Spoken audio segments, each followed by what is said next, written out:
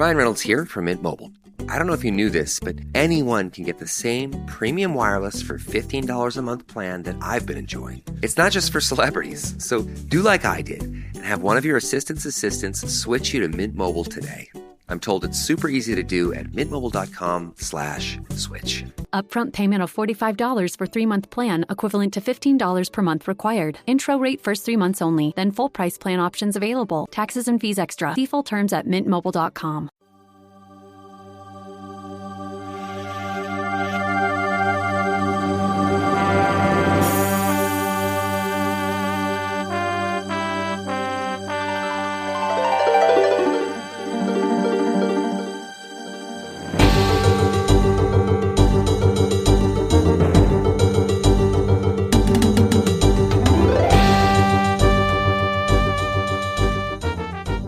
Welcome to episode 82 of the Wilderness Podcast, your one-stop shop for everything old school RuneScape related.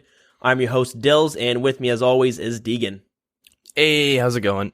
Pretty good. We got quite the show this week. We got some proposals for a new, possibly free-to-play boss. We got some interface updates, and a little bit of a conspiracy going on with a new massacre, I should say, I guess, going on. A moida. There's been a moida. Yeah, it's been a moida. It's good. It's the Falador Massacre 2.0, so that's pretty weird.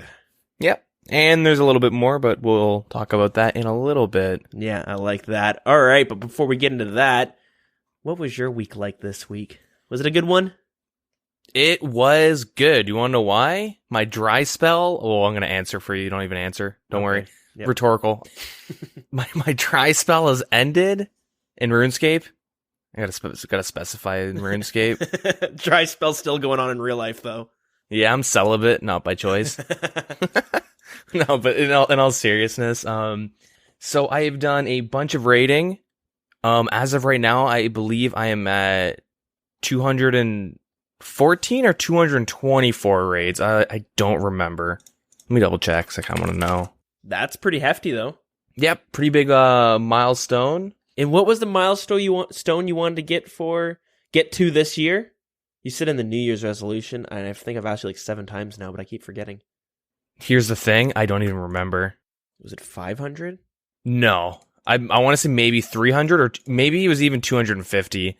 I do have to go back and listen to that episode. Oh yeah, so I'm at 213 right now. Raids. It's decent.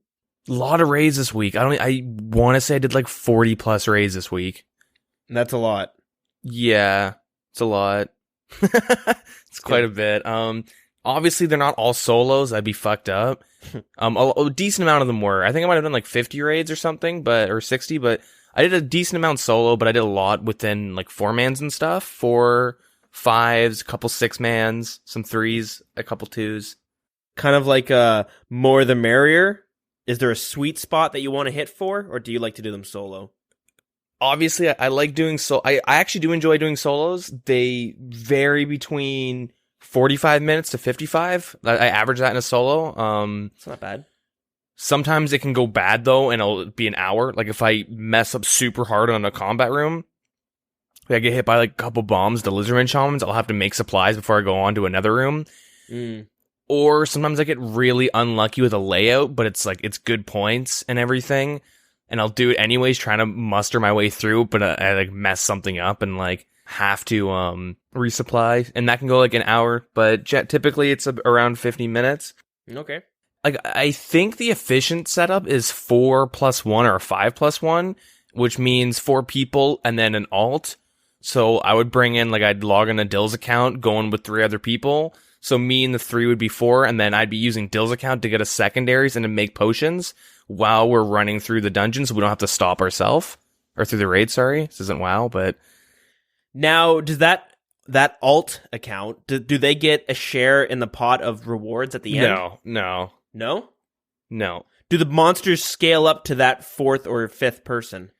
Yeah, so typically, like, if you're alting, it's one person playing on 2 accounts, and that'd be kind of weird if they got a 2 splits. You know what I mean? It doesn't really work It's not too fair. Like, if I were to bring an alt, it's because, hey, I want to get the raids done faster, and I want more points. Because they scale up in health, and at certain points, I haven't done the yet, but I think it's like 6 or maybe 7 plus. There's an extra phase on Ulm, someone was telling me, but I've never experienced it. I haven't checked around, but I could be wrong on that. But they definitely do scale. But yeah, typically on an alt, you would just kill, get the secondaries, and then make potions kind of half-assed while you're, clearing all the rooms quickly. And that just makes things faster. Yeah. So since the bosses scale up, does that give the other actual people fighting it, do they get more points? Mm-hmm. Okay. Yeah, you get more points. Yeah, so you'll get more points, and typically, like, when I was doing 4 and 5 mans, we were finishing raids in, like, 30 minutes, sometimes under, sometimes over, like, couple minutes, give or take. So it's pretty much twice as fast going with the bigger group of people, and the points. Like, I'll finish with, like, 30k, like, maybe 26 to 30k points in a solo. Okay. And then in a 4 or 5 man, we can get upwards of, like, 120k. Per person? No, just total points. And you're splitting items, right? So Right. yeah, you can get some like really nice raids going. And so obviously your chances of just getting a drop in general is, instead of 4%, it's like a 10% plus, like. Yeah, okay. But obviously splits of shit. Anyways, so I got 1 drop in my name. Oh shit, is this a big one? It was a twisted buckler. So no. How much is that worth? It was like a 4 or 5 way split, so I got like 3 mil. Okay. Which is shitty, but then a couple raids after, one of the guys I was doing it with got Ancestral Hat, which was like, I don't know, 4 mil or something. I don't remember what the split was. It was low. And then, but he ended up getting a back-to-back, and he got a Kodai insignia.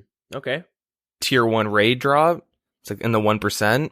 So what else is on that drop table? So you said Twisted Bow, so the Kodai Wand.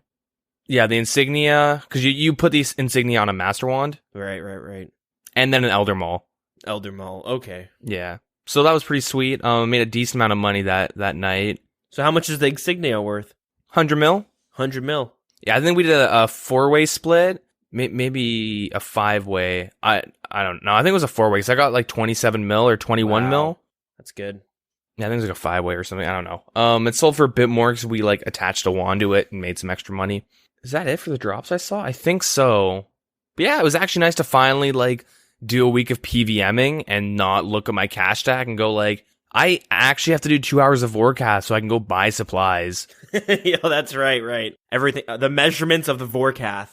Well, because like the past month, I will like do a lot of bandos and shit, and then like go do raids, and I'm like out of range, or not range pots, combat pots or something, and I'm like, shit, or I'm out of brews or restores, like I can't do these yet. I have to go do a couple hours of Vorkath so I can just re-up, or like Zulrah scales and stuff like that.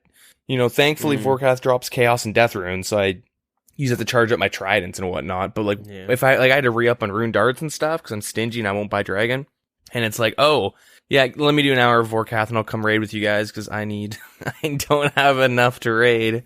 You can't put diamond bolts on your rune bolts, could you? Sorry, diamond bolt tips. On my rune? I believe it's just Addy and Dragon. Okay, yeah, that's right. But yeah, I use the Dragon bolts. But even then, like I use them enough that like the bolts are a priority. I always make sure I have like 1k of each for when I have to do some emergency Vorkath. True. All right, what else? I know I did more than that. I did some PKing. Nice. Not bad. Made some good money. Killed a lot of Rev Caves people. Actually made some good money, or just made some money opposed to losing money? Like 300k maybe for that one session. Okay, so that's at least it's fun. Most people I'd kill, they just had nothing, and you're like, oh man, that sucks. Yeah, I killed some random people, died a couple times, just a lot of random stuff, just running around trying to NH Tribrid like random PKers, and then you find out they have like an AGS, and then they just like drop a 60 on you, and you're like, oh, I'm probably gonna die, and then you die. Yeah, that's just the way she goes out there. Yeah, it's all in good fun. I don't bring a whip or anything, right? I'm bringing like shitty I lose like 200k. It's like okay, let me go find a Rev guy. I'll go kill him, and you bring about 5 minutes worth of Vorkath with you. Yeah, exactly. Go do like 2 kills. Actually, I've got some extra change too. I actually ended up getting 95 magic. Oh, kind of cool. I got 94 to 95 all through PKing, elking, and raids. Are you just alking the stuff that you get from drops and shit like that? Or are you, like, buying fat stacks? No, just like Slayer. So like, and I haven't been doing that much Slayer, so like most of it was from like Crumble Undead on Vorkath, maybe House Teleport, and then using the Trident stuff, obviously. Yeah. Yeah, I am, I could chuck my cash stack and almost be able to buy Robe Top. Oh, no, don't do it. I'm not going to, no. I mean, you don't lose 14 stakes in a row. It's impossible. It's literally impossible. You could make history. I probably would, too. Yeah, so I'm on the grind, still grinding out. I am planning like a little thing, fun stream thing, because I've been streaming a decent amount this week. That's right, you were telling me that you've been streaming a lot of your raids. Yeah, gonna be planning something for my 250th kill. Ooh. I have an idea, but that'll be in a little bit. I was thinking of for this Friday, but there's no set date yet because I really don't want to be like, okay, I have to get like 30 raids done before Friday. But there's also a lot of other preparations I want to do too. Outside of the game, I guess. And yeah, I don't want to feel super pressured and then like not be able to deliver. Yeah.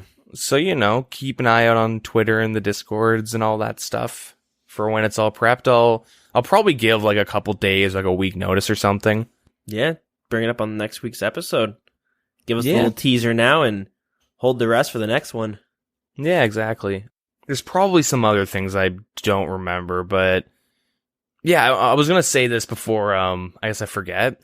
So the one thing that like I noticed while doing a bunch of raids is Jagex really needs to implement like a friends chat and a clan chat. Oh, for old school. Definitely.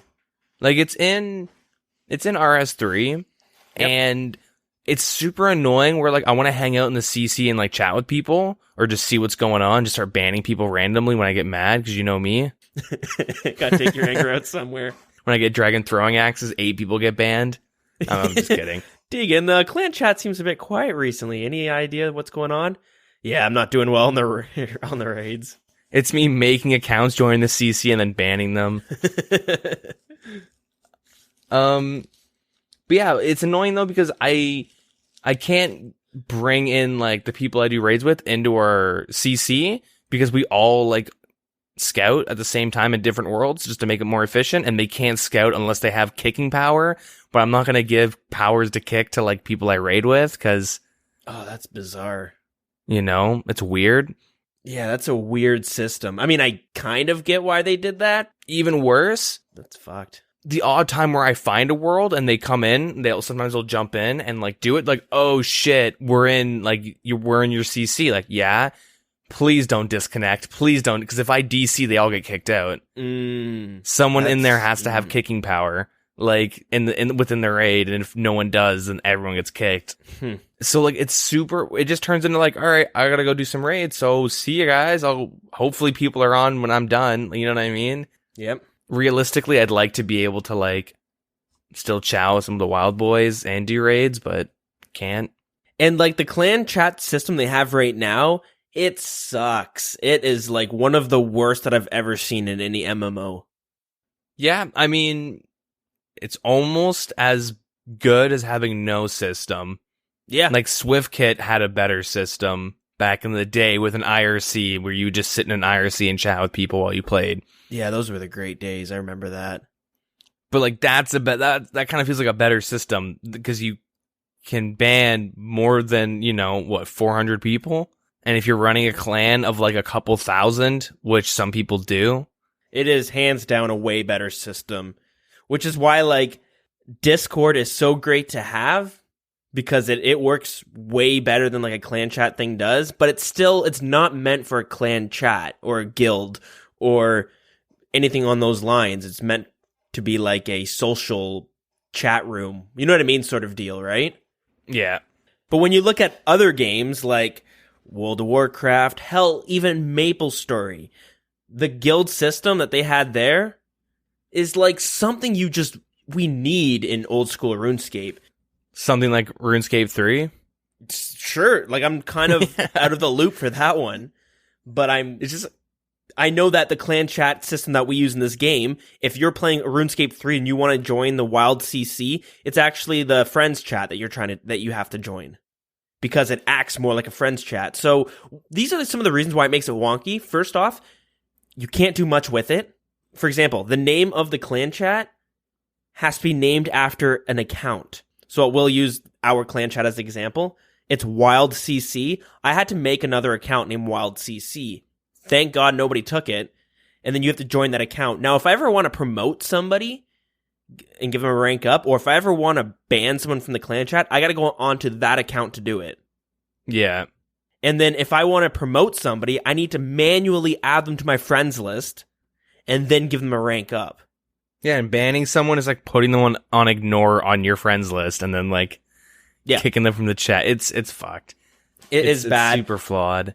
Then like they have like a title for the clan chat, so it'd be like owner Wild CC. That's where you have to join, and then it has like the talking in, which is what it says. That's supposed to be the title of it. It's so small, like you can't put anything into it. I just put whatever episode we just came out with, so it's like episode 80 right now or 81. But like what many other games have it, they have it so that they have like a message of the day. They have like calendars that you can see when events are happening. You know what I mean? They have all these like the rules of the clan chat, let's say, or a place where you put the Discord link and stuff like that. You could actually look into like the clan description. Mm-hmm. Whereas this is nothing. And the thing is, they have talked about updating the clan chat, but they say because of the engine and the way it's been coded into the game, it would take so much work that they can't do it this year. It's something that we're going to see like in RuneFest 2018, they'll bring up and be like, one of the big updates we have this year is a new clan system. And then it will take them like 8 months to bring it out. And it'll be online with like raids too. Like that's how much of a development time it takes. It's just, I don't know. It's a big gripe of mine that it's so just lame. Yeah. One thing that'd be pretty annoying is there are people like in the CC that are in like other clans or whatnot. Yep. And so they have to jump in and out between two, where it's like, I mean, we do like, there's people in the CC that like, there's generally people looking to do bandos at like, you know, normal peak times. You can easily find like bandos groups and whatnot to do PVMing and like PKing and all that good stuff. But like, you know, some people just want to be in a clan where it's like super focused on like, let's say PVMing or PvP. Yeah, definitely. And it's like, oh, like I want to chill, but I also want to go in and quickly find a group and go do some stuff. Yep. Let's say it's not peak hours or something. And it's just like, you kind of have to choose. And like, there's times where like I was looking for clans and stuff on my Obby Mauler, and I would like log into my alt and AFK something so I could just like at least see what's going on in the CC if I'm not like actively chatting. Cause I can't like be in two. There's no like friends and clan, which is kind of annoying. It is annoying. And that's where things like Discord are so great. We can join multiple channels, or like a lot of the system that we're looking for is carried out through different websites and stuff like that. And we all know the problem with logging into websites for RuneScape. And it's gone. And you're getting DDoSed. I just wanted to fill out an application. I'm on Google Docs. What the fuck? How'd they get all my shit? Anyways, what'd you do this week? Oh, my week. I guess not too eventful. I mentioned last week how I had that master clue where I need like 87 herblore. I tried training that, and there is just no way you can make money off of it. You mentioned that if you just put in a buy price for really cheap unfinished potions, that you might be able to get a little bit of money back. I've tried that, and it just, I don't know. I don't see how that could happen. If you're like, yeah, you know, I have a bunch of goals, and I guess herblore in the back burner. Like, it's something that you like, if you have an alt that just has membership or something, you just fill up his GE slots with them and just sit on it for a couple months. Like, it's not something that will, like, happen over the weekend. It's kind of, well, I guess depending on the prices, but that's the thing. Like, you'd have to be super lucky. And on top of that, if you're making, like, little records, you have, like, a little notepad going where you're keeping track of the prices of the herbs and the prices of the unfinished potions and then the price of the actual potions. And you're like, well, if I buy it at this price and then I sell the finished potions at this price, I'll be able to break even. By the time you actually get those herbs and shit, the potions will have dropped down in price probably, or something would have happened where like now when you're trying to sell it, you're like, well, now I need to change the whole system because it's just not going to happen. So I've been trying to figure out ways of doing that. I've been trying to buy unfinished potions. I've been trying to buy the herbs, trying to buy the grimy herbs, and I've been messing around with cheaper prices. And like the best thing that I found, which isn't even that great, was buying the super energy potions, buying the Emily's crystals, and then turning them into stamina potions and then selling those. And the only thing that happened was I didn't lose as much money as I should have. I still lost money, but I didn't lose as much money. The only problem is it takes me like 4 days to actually buy it and then sell them. Like you have to let them sit. Kind of like you said, you have to wait months, but I want to get this Master Clue done. I don't want to get it done for 2019. Yeah, I mean, if you're in a hurry, just OS Buddy GB per XP table and just pick according. That's what I did. That's the thing. I look at it and everything's in the negatives for money-wise, right? Oh, yeah. Yeah, it's herb lore. It's like the buyables will always be like that.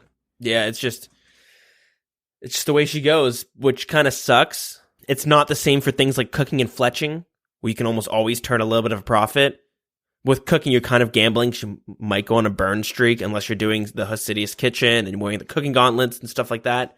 But herb lore is not even the same. If you want to make money from it, you need to go do your herb boxes from NMZ every day. You need to go do your farming patches as much as possible. You know what I mean? You got to farm the herbs yourself.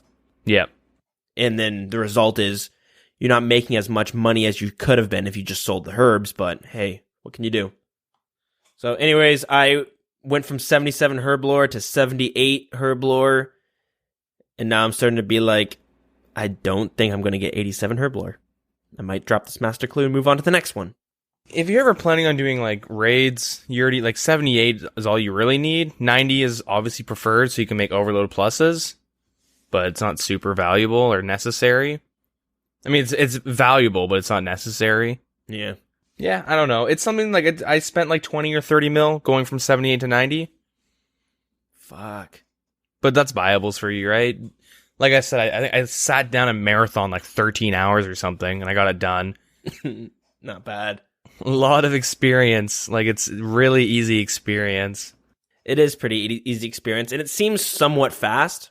I was doing stamina potions, which you don't get as much experience as you would of making something else close to that tier.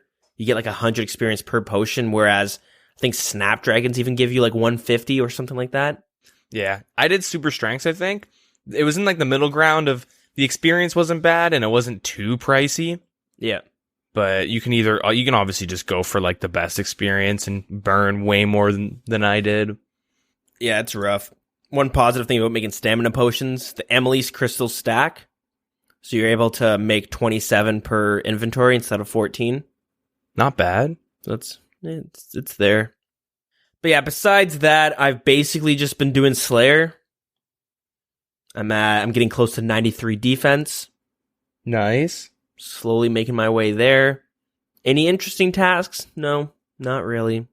I got Jad like twice in a row, which was crazy. That's crazy good experience, but interesting fact though, you do make like 37k throughout the whole fight cave run. Yeah. I think you get like 25k experience for killing Jad, and then you get you get experience per every kill you get in it, right? Yeah.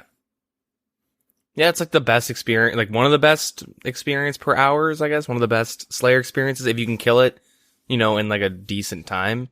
Yeah, I'm running around 45 minutes or just under 45 minutes. Yeah. So it will be better when I have better gear, better range level, and I have, was it augury? Or rigor? Yeah, rigor. Yeah.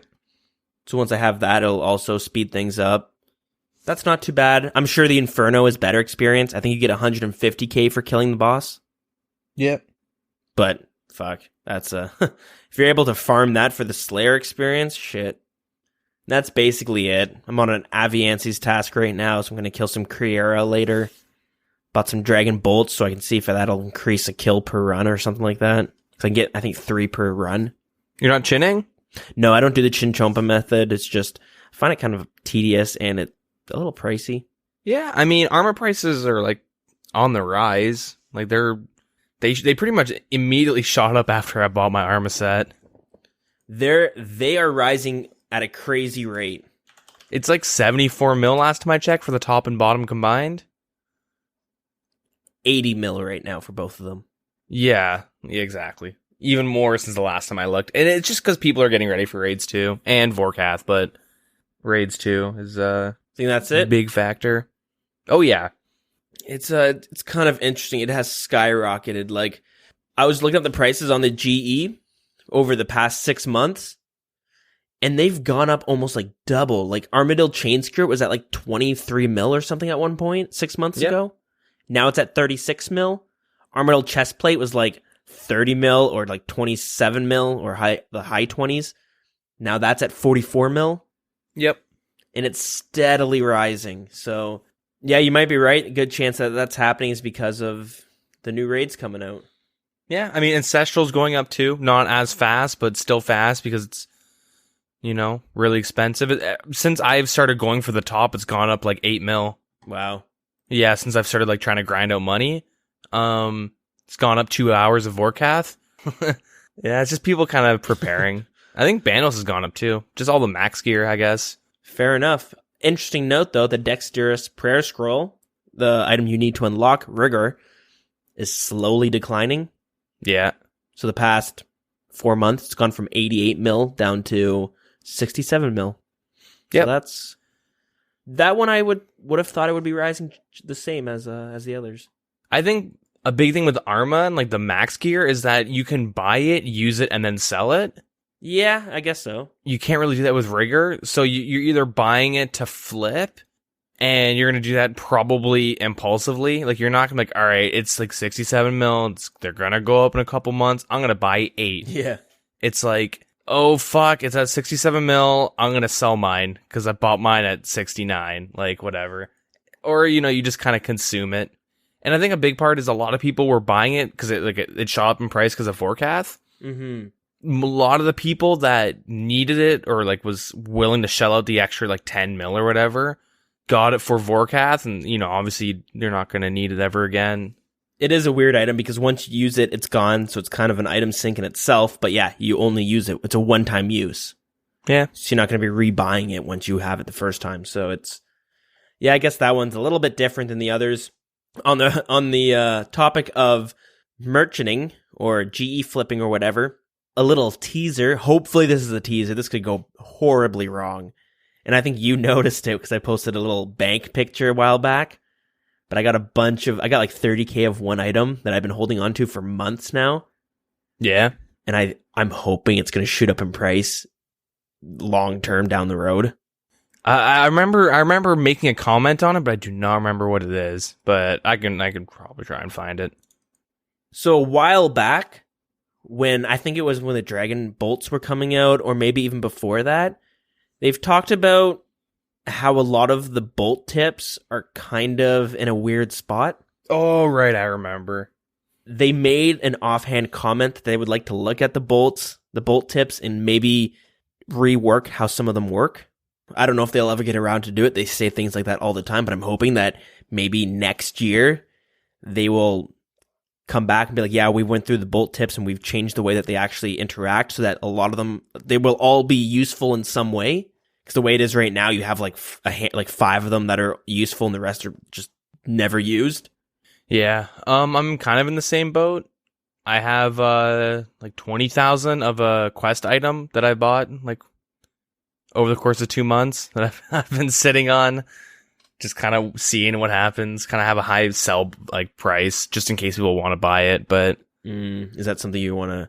Yeah, leave it for the future. Leave it for the future. All right. Well, I'll do the opposite. I'm going to give a little spoiler for this one because if everyone goes out and tries to buy them now, don't blame me if you lose money in the long term. I see it, I forget about it, and then I look at it and be like, this ain't looking good. It's like the feeling that people get when they invest in like a cryptocurrency, and then they just kind of watch it steadily decline, and you're like, this has gone south quickly. Anyways, I invested a bunch of money, and I can't even remember what I bought them at, so that's a big problem. I never wrote it down, so I'm just hoping they just shoot up in price. But I bought 25,000 pearl bolt tips. They're pretty damn cheap. When you make pearl bolts. Is it the lightning?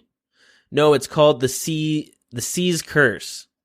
It does bonus damage against fire type monsters. So that's dragons of all sorts, fire elementals, pyrofiends, fire giants. But the thing is, the way it is right now is that you're better off using diamond bolts or ruby bolts, whatever, it depends on what you're killing, because they're just not strong enough to do that much damage, and the bonus damage doesn't make up for it. Yeah. So it's kind of a shame. I'm hoping they rework that one, because the reason I bought those ones opposed from the other ones is because pearls are a lot harder to get than some of the other gems. So you have to get like an oyster, open it up, hopefully it has a pearl in it, then chisel that out.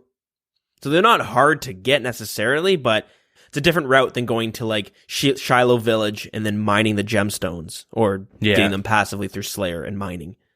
So I got that handful sitting in there. I will let you guys know if I do make profit off it in the future.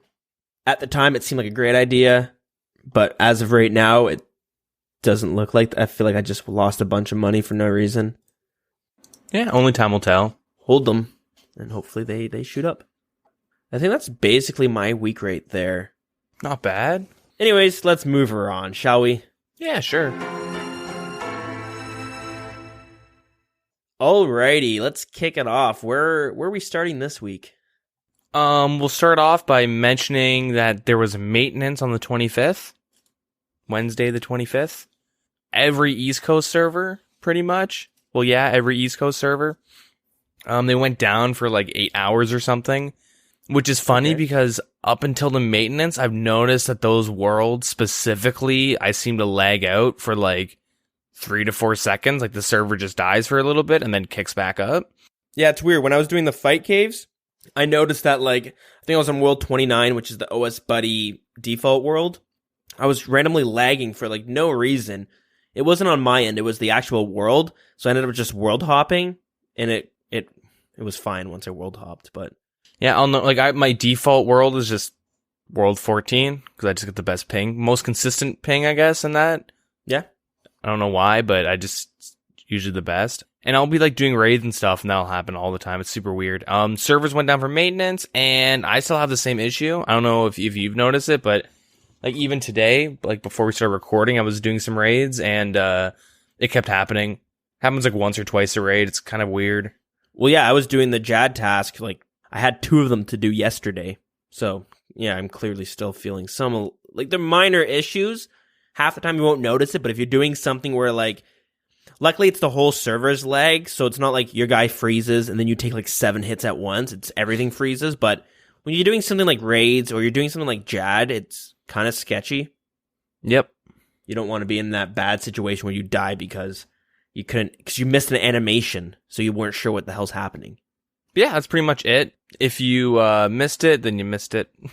Hopefully you weren't like doing something and then the servers went down. They gave a little bit of a notice before they went down for maintenance, and it was just like, servers will be going down for maintenance. Some of them, like I'm not gonna tell you which ones. I had to go on like the website to see, and then like me and like the group of people I was raiding with just like world hopped afterwards.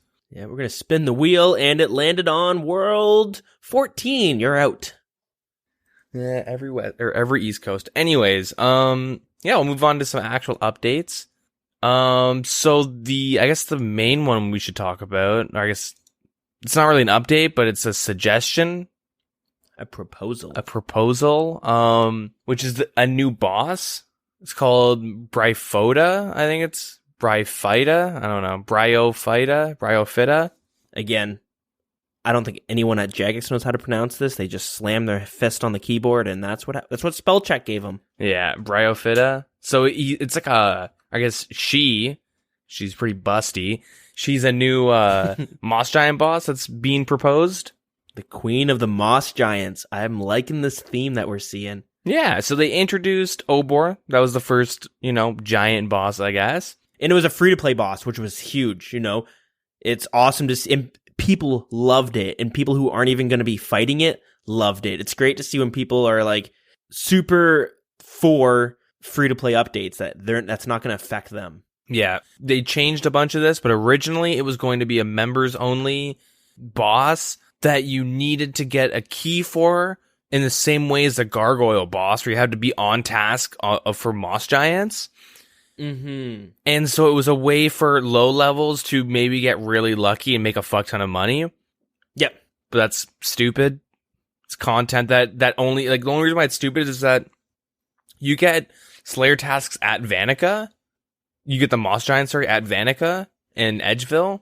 Very small percentage of the player base, I guess, would be getting this task each day.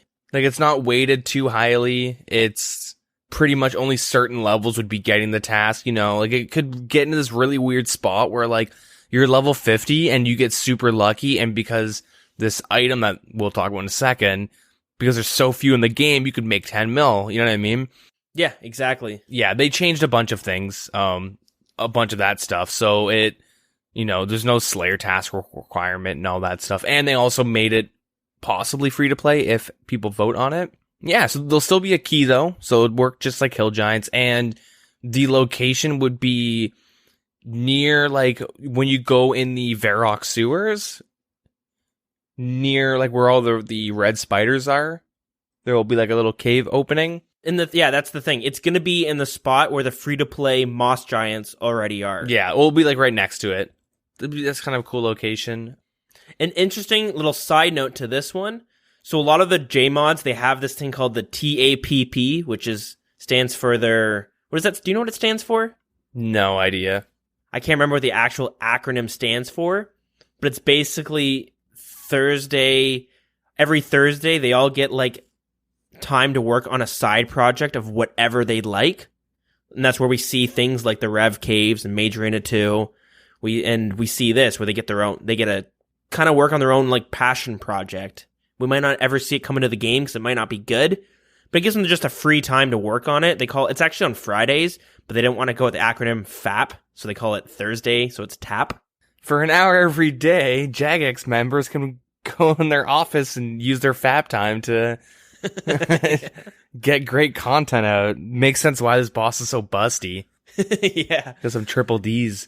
Anyways, what's cool is this is being designed by a Jagex mod named Mod Kira, who normally doesn't work on this type of stuff, but he's taken time to learn it through some of the other Jagex mods who do work on, like, the animation and stuff like that.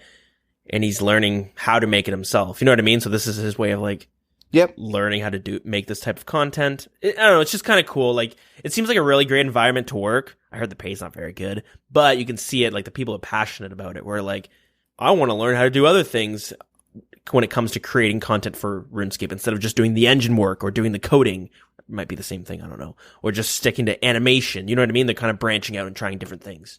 Yeah, it's definitely a cool concept, and it comes out, like, yeah, you'll come out with some cool ideas, I guess, like this. So the main reward, I guess, for this boss is the Bryophyta staff. Mm-hmm. Bryophyta. I feel like I'm butchering that so hard. Anyways, my reading comprehension skills, you know, being put to work. Anyways, so yeah, this staff, it would require 30 magic and 30 attack to equipped, and it's got similar stats of an ancient staff. Okay. It is a little bit slower in terms of, like, speed, I guess. Attack rate.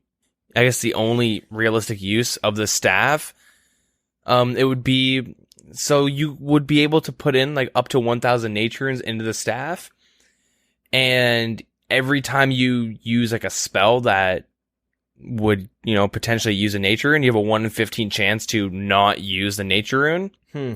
So if you're alking, let's say, because it's probably going to be the biggest use, obviously, if you're, you know, it's like the best use for nature runes. You'd save on average with the current prices and, like, rounding upwards, you'd be saving 13.5 GP per elk. Okay, so it's very minuscule. It's really not too much. Yeah, it's minuscule.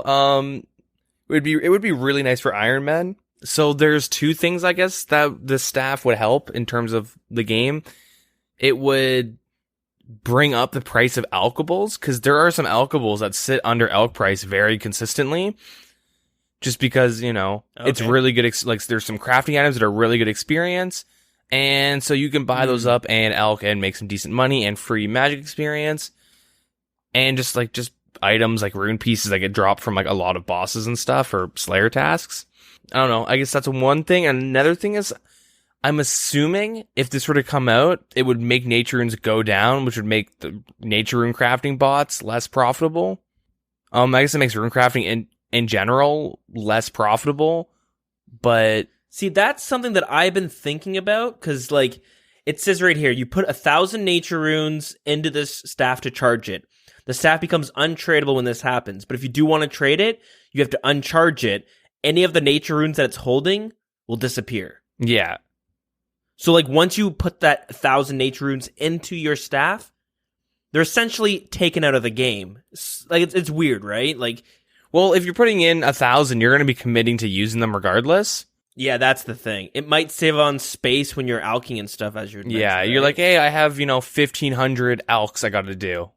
Well, I have 5 elks I want to do. It's something that, like, you would kind of probably, like, you would keep it and then, charge it up, and then you're going to use, like, I don't think anyone would put in 1,000 charges, use 5, and then uncharge it. Pretty sure, Oh, yeah, for sure. But there's going to be that one person who puts 1,000 into it, and then they're like, I kind of want to sell this staff. I need it for something else. You know what I mean? Well, how much is the staff going to be worth? That's another question, right? How much will the staff be worth? See, I have no idea how much the staff would be worth because, like I said, you're saving about 13.5 GP per elk. So however much you're spending on the staff, you're going to have to calculate, all right, how many elks am I going to have to do until I have essentially made money off this? And it might just turn into an item that, like, once you get to a higher level and you can afford this item, everyone's just going to want to keep it in their bank because everyone alks, right? Yep. You're going to alk at some point. That, along with the Tome of Fire that gives you free fire spell casts.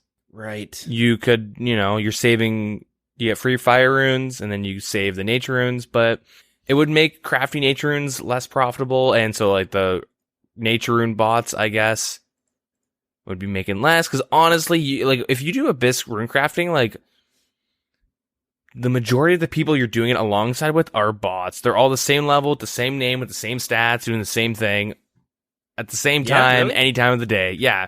I've done a handful of Abyss crafting, but I guess maybe I wasn't looking. Yeah, I mean, they're not level 3s, Like, they'll have, like, 30 attack, strength, and defense. They'll have, like, really similar stats. Yeah, maybe. I don't know. Yeah, there's a lot. Actually, there's a lot of bots doing random shit. Little off topic, you go to Blast Mine. I haven't seen an actual person there. I've been doing some Blast Mine. Everyone's a bot, and I know this because I kill them for fun. I have not seen one actual person. Like, I'll go and see a spot, say, hey, what's up? No response, and I'll start, like, lighting dynamite next to them, and they just stand next to it trying to, like, chisel, and then they, like, the bombs just go off and kill them, and they don't come back. Interesting. Yeah. I know there's a lot of bots that charge orbs. Mm-hmm. Yeah. I kill the shit of them on Pures. Yeah, me too, and I won't say it's good money, but it's fun. Yeah, it's definitely really fun. Anyways, so this might be one way to kind of passively combat botting a little bit. It won't really do much. I don't really think that's a big deal, but I think the main use is to start bringing up the alkables. Because it is weird that, like, a rune set's 250k, probably less now. Rune pieces seem to just go down in price over and over again. But, having, 3 kite shields drop off Vorkath does not help. Yeah. Yeah, so the first poll question is, should we add a new mid-level boss? And it's the Moss Giant, and then it says, you need to get a Mossy key, and blah, blah, blah, blah, blah, all that good stuff that we just talked about. The second question is, should the boss be free-to-play?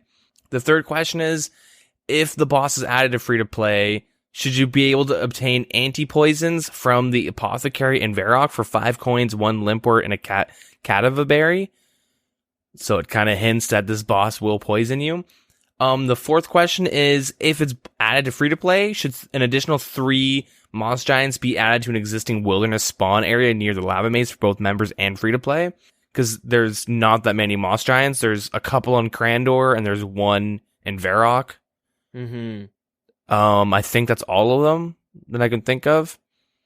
The fifth question is, if the boss is added to the game, should she have a chance of dropping essence? So Bryophyta's essence can be combined with the battle staff to create the one-handed members only staff. So both the essence and the staff are tradable, requiring 30 attack and magic to wield, has similar stats to ancient staff, blah, blah, blah, blah, blah, blah, blah. Yes, that's weird. I didn't even realize that. Maybe we just didn't mention it, but you have to combine this essence with a battle staff. Yeah. Maybe that's one of the options they have, maybe, to possibly get the item in, is that you add it to a battle staff and boom. Yeah, so it'll never drop below 8K. Yeah. There's a set price. Let's go through all the poll questions and then we'll start picking a few of them apart. If the staff is out of the game, should it have a 1 in 15 chance of not spending nature runes? And then the 7th one and the last one is, if the staff is added to the game and the boss is free to play, should the essence, which is used to create the staff, be a free to play drop? The finished staff would not be accessible to free to play. Yeah. That's the thing. I would love to see this come into the game as a free to play boss. This keeps it in line. You got Hill Giant boss, and then you get the Moss Giant boss. In the future, we'll see an Ice Giant boss. Yeah. Because those are the 3 giants that are available in free to play as well.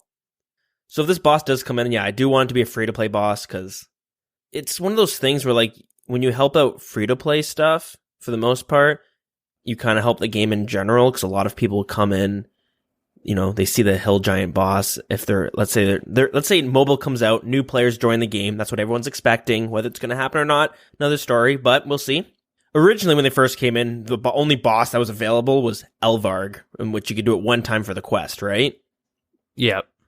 And then after that, what do you kill? Greater demons were like the boss, I guess. The ones in the wilderness, which is not really a boss. But then they brought out Obor, which was really cool to see. Yeah, they bring this in. Now they have 2 bosses that people can kind of look at and work towards, and then go, wow, this is kind of cool. I don't know.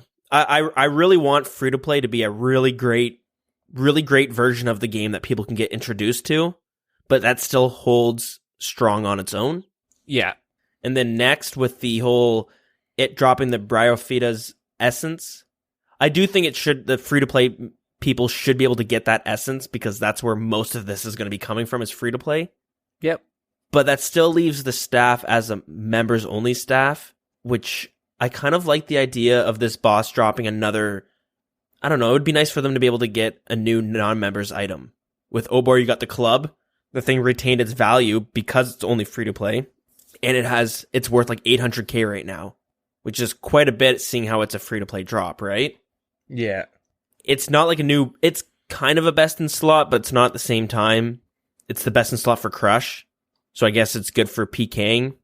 I don't know, 2H is still better, but yeah. 2H is cheaper. And they hit the same amount, right?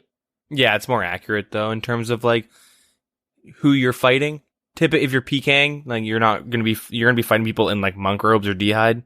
Okay, fair enough. If you're fighting someone in full rune, though, that club would actually be better. So it's cool to see. So I don't know. I kind of would like, I'm not saying this staff to be a non-member staff, but I don't know. I wish maybe Bryophyta's essence could work as a staff on its own, and maybe just make it like as strong, or maybe a little bit stronger than just a normal staff or the magic staff. Yeah. But then maybe you can still combine it with the battle staff to make it have this new nature rune effect. I don't know. What do you think about them bringing a boss that doesn't actually drop anything useful for a non-member? Knowing Jagex, they're going to put a rune scimitar on this drop table. Yeah. Which is bad. That's awful. Why? So if you don't know, there is a pretty decently strong free-to-play community in terms of, like, people opt in to stay free-to-play no matter what. Yeah, there is. So if you're an Ultimate Iron Man, getting a Rune Scimitar is next to, like, it takes 1,300 hours to get a Rune Scimitar, and as an Ultimate Iron Man free-to-play only. And is that only by smithing it? Yeah, you have to smith it. If you're an Iron Man, obviously Ultimate Iron Man's like super fucked, because you have to grind like pretty much 99 range off of Anku's to get the teleports to do it efficiently. God damn. It's awful. And if you add like this drop, you're literally taking thousands of hours away from certain players. But also the Iron Man in general too. Like you have to make your own. So you see like a free to play only Iron Man, like. That being said, they did say that they were never going to balance the game around Iron Man, but I do think like not adding a Rune Scimitar is okay in my books. Yeah. But it is, effectively taking thousands of hours away from people, but knowing Jagex, they're probably going to do that and just kind of, oops, we forgot, you know? Anyways, and like more seriously though, the staff, I think, is a fluff item in terms of it Like, it's more of like, hey, I'm a pure and I'm auto-clicking, check me out. You know what I mean? Not really, but you know what I mean? Like, I just sit here and alk all day at the GE and I just chat with people. Yeah.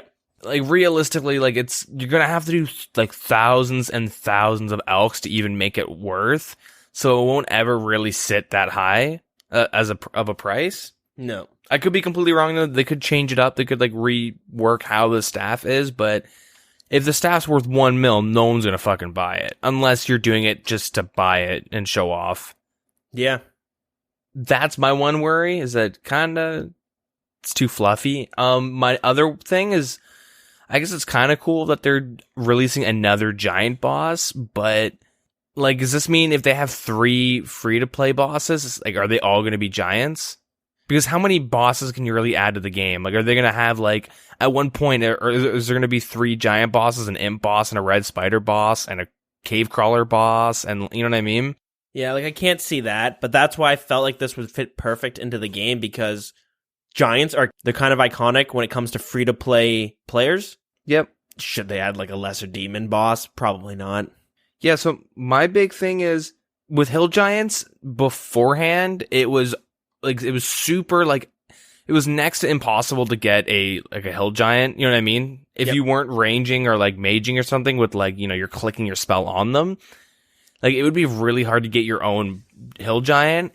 And they added Obor because, you know, everyone's going to be there anyway, so you might as well get a key and get a cool boss. And then they added the ogres or whatever, those shaman ogre people. Yeah, the ogress from warriors. Corsair Curse, and it, like, Hill Giants is still crowded to shit, but it's definitely not as bad as it used to be. Mm-hmm. Everyone's kind of gone to the shamans.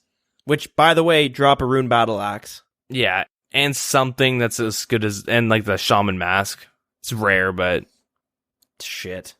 Yeah, you also get like a lot of gems and stuff. You get like better gold per hour there if you're free to play. So like, I don't know. There's such a little amount of moss giants in the game. Like, as of right now, I think there's 2 or 3, could be 4 in terms of free to play. Yeah, I know of 2 for sure. There's maybe 1 or 2 spawns in Crandor. There's 2 spawns in the sewers. Yeah, I think there's 1 on Crandor, if I'm not mistaken. Yeah. So there's a total of 3. And if you go to the Varrock sewers, it's multi-combat. And like, I remember when I would do it back in the day, and a little bit of my free-to-play, I don't know, I can't remember why I did this, but for some reason I was on free-to-play for a while, maybe on a pier or something like that. But I remember Moss Giants always had like 2 or 3 people attacking it. Yeah. Crandor, I mean, obviously you can get your own world. Yeah. It is, at a certain point, it is the most efficient experience in free-to-play. And you can stay there for a while if you have high enough defense, obviously. Adding 3 to the wilderness does seem really silly. Are they trying to rejuvenate Deep Wildy free-to-play PKing? Like, why are they adding them to the wilderness? I think that's really silly, and I don't think it's a good idea. I think if they were to add some more, like, it would have to be in that area of like where the, you know. I feel like they realized the problem of just having the 3 spawns in each world on non-members, and that this would make it very competitive, which isn't necessarily a bad thing. And also, Hill Giants do have a few wilderness spawns themselves, so they wanted to keep it in line. We're like, okay, there's a few giants wandering around over here. I might be wrong in this, but are there not already moss giants in the wilderness? I think you're right, actually. Now I think about it, there are some north of the Chinchompa spot, I believe. Yeah, that's what I was thinking. I remember taking the canoe spot and running into them. Yeah, no, you're right. There's a couple there. I completely forgot about those. The main thing is like, adding them in the wilderness, all it does is make someone run a bit further, like, unless they have like teleblock. Because I remember talking to someone, I was on my free-to-play account, and they were complaining about how they can never kill hill giants, and they're just there for like experience. They just buried the bones and continued, and they could never kill them in Edgeville because it was so crowded. And I'm like, go to the ones in the wilderness. There are like 25 wildernesses, no teleblock. Like, you're not gonna die. Yeah. Like, you just see someone and you just like, you have full runes, so you're pretty tanky. You just slowly go and click, you know what I mean? Like, I don't know. I think it would be kind of weird. Maybe I'm wrong. There's such few amounts of moss giants that, like, yeah, there's not gonna, and you have to get a key too, right? It's not like, it's a key per kill, right? Or is it just a one-time use? I'm pretty sure it's a key per kill. Originally, it was going to be like the gargoyles with just the Slayer task. Each key can only be used once. Yeah, and then they changed it, which is pretty cool.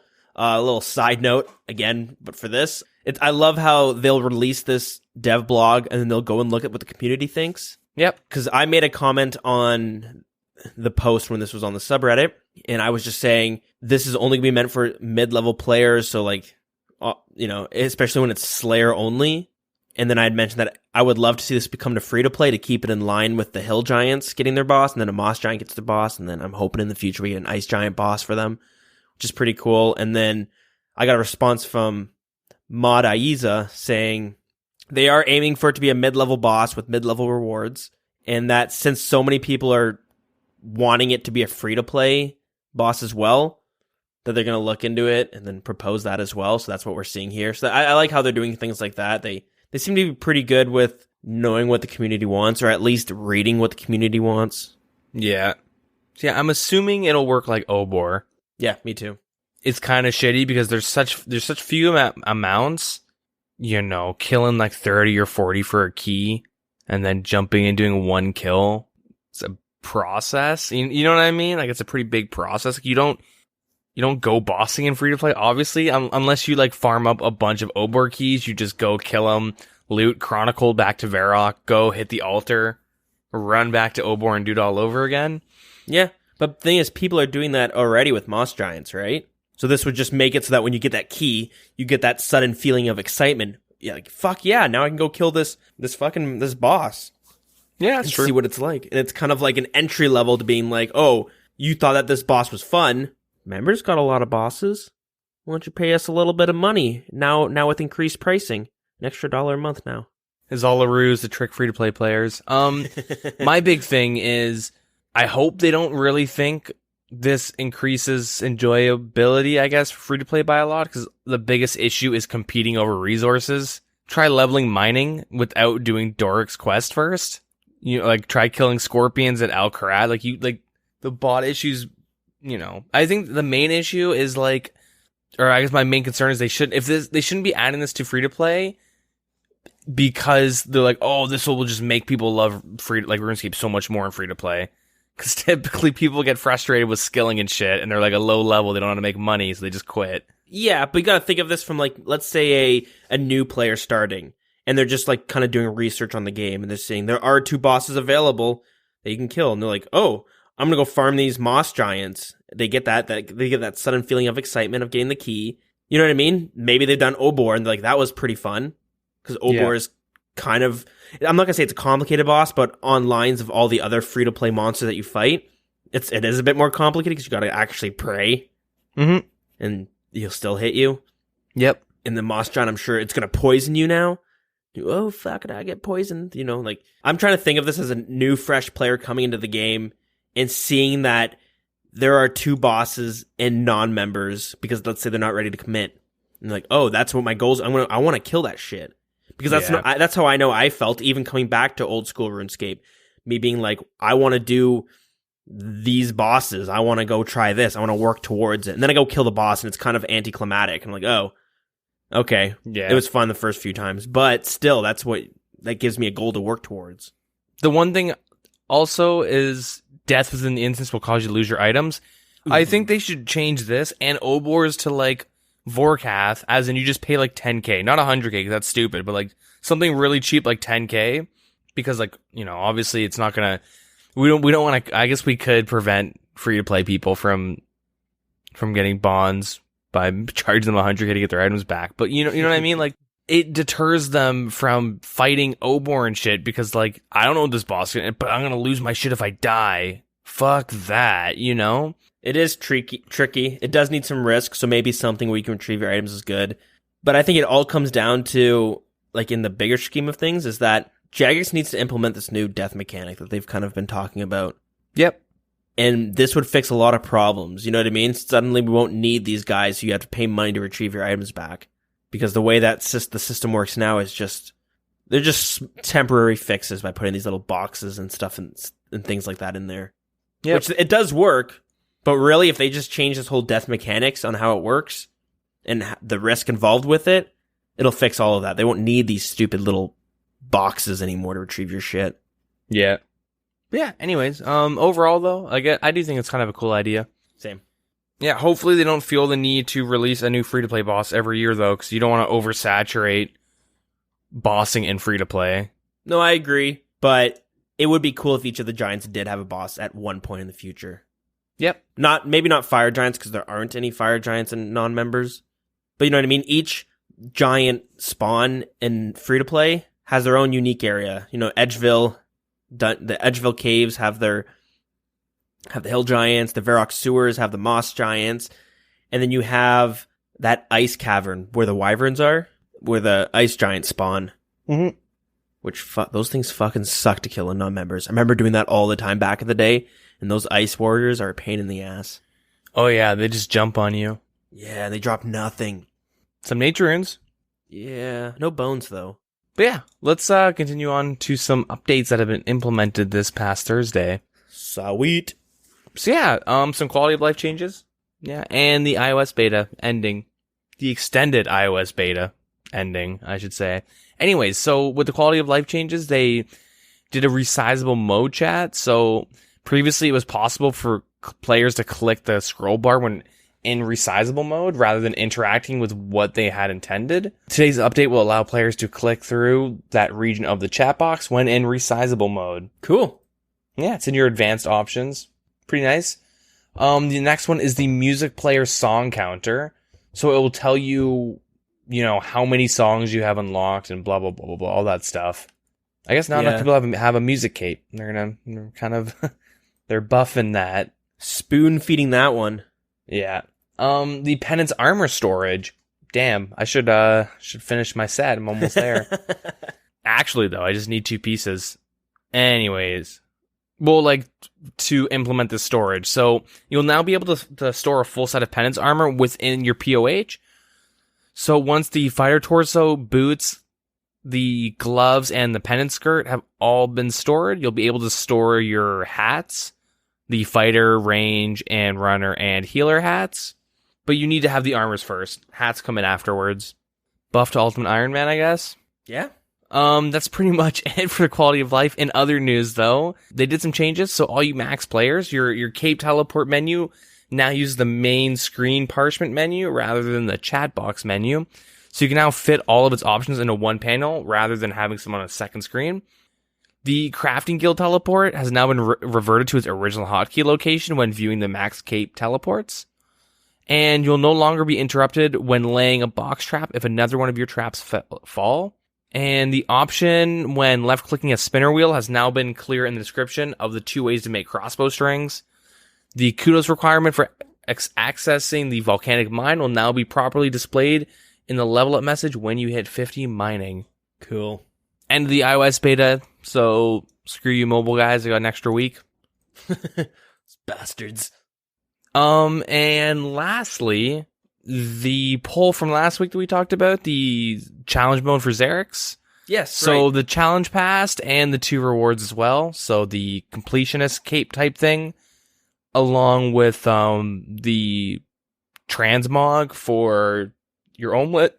Oh, yeah, the pet transmogs. That's right. So the cape did pass. That's good. Yep, it all passed. Perfect. So that's some good stuff. But that is it for that. But we do have some other stuff to talk about that kind of happened within the community. It was kind of iffy. Yeah, tragedy struck on Tuesday. Yeah, do you want to intro us in? Unfortunately, there was problems related to some world changes when they were implementing their maintenance work. So, this process involves changing a series of flags that set the activity type of each world. One of the flags was for World 45, which is the permanent dead man world. They were planning on moving that flag to World 47. Unfortunately, part of these changes meant that the flags required to enable a server to be considered a dead man server went live on World 47 2 minutes prior to the world going offline. This meant that for that 2-minute period, players that were already currently logged into the server could gain 5 times experience, which is what is offered in the Dead Man mode server, and they were also able to attack other players. Our initial investigations have shown 3 instances of players dying during this period. 2 of these accounts are currently under investigation with our anti-cheating team for suspected use of macro tools. One of the players, however, lost some of the items that were owned, as well as losing experience, which are all mechanics that happen in Deadman mode. So yeah, quite a bit of drama this week. That was, what a fucked thing that could happen. Now being labeled as World 47 Massacre. Yeah, the Moida. The Moida. So the person that did die was a level 3 skiller. Ouch. And they had an Herblore, a 99 Herblore cape, and they had 98 Herblore. Because when they died, they lost experience. Yeah, and that's lost right. that cape. That's kind of cool. There's no way you can ever show that off, though. No, you can take screenshots and then people can blame you, or not blame you, but just say you photoshopped it in. Yeah. And if you look at the guy's Crystal Math Labs, he had, like, you could see him losing experience throughout that day. Like, he died and lost a bunch of experience. Yeah, I'm looking at it now, and I think he's regained some of it since. But you look at his experience, and tons of them are in the negatives. Dude, how many 2 defense pures are pissed right now? That's a good point. Every single one of them. Yeah. This could give him. This is the genie lamps, the negative genie lamps that everyone was hoping for. This is how they drop it on us. Yeah, for real. It is super weird that they kind of fucked up that hard. I do want to say those 2 accounts under investigation were actually Green Dragon bots. Isn't that funny? Yeah. You get stuck in this weird issue that Jagex kind of does. You die because of now Deadman mode mechanics are live throughout the whole world. I'm surprised just 3 people died, to be honest. But 2 people die. They go to like, okay, let's look into compensating them, and they're botting, so let's ban them. Boom, boom. You know what I mean? Like, yeah. That would be like, comparing this to like real life terms, imagine your bike gets stolen, the police find it, and they go to bring it back, and they're like, wait a minute. Is that marijuana I smell? Or no, it'd be like, wait a minute. We recognize you on security cameras for murdering someone. You're going to have to come with me. You're just like, what? Oh, man. Could have gotten away with it, wasn't for you meddling police officers. All right. Do you want to know what my idea or my conspiracy and what happened? Ooh, did you say the word? Yeah, cue the music.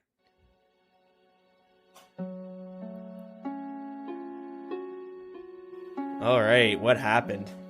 All right, so it's kind of weird that one skiller dies, right? Defenseless person, might have a lot of valuables on him, and then 2 quote-unquote green dragon bots that could have, maybe had millions and millions of GP worth of stuff on them. And, they weren't actually detected. They were detected manually, like the system didn't catch them, right? My theory is Mod Jed and Rod. Mod Jed and Rod. I think you're onto something. Yeah, I'm pretty sure this is actually completely planned by Mod Jed and his little dastardly folks of Rod. I think they knew this was going to happen, and they went and picked their targets wisely. If 30 targets die, during this 2-minute window, that's a little weird, right? Yeah. See, I think they were like, you know what? These guys always are killing green dragons. Let's get them. Let's get their GP. Let's get everything they got. Let's kill them. And an innocent victim gets caught. The line of fire. And he just happened to be a level 3 skiller, completely defenseless, Just got one banged. We can't let them keep getting away with this! It's Mod Jed again, I'm telling you. Jed and the gang are up to no good. Yeah. That is interesting. Because my question is, how does only 3 people get affected by this? How isn't it more? Actually, though. Like, straight up. If I'm playing right now, and suddenly for 2 minutes I can attack anybody, I'm going to probably notice that. I'm going to notice that when I'm seeing other people attack each other.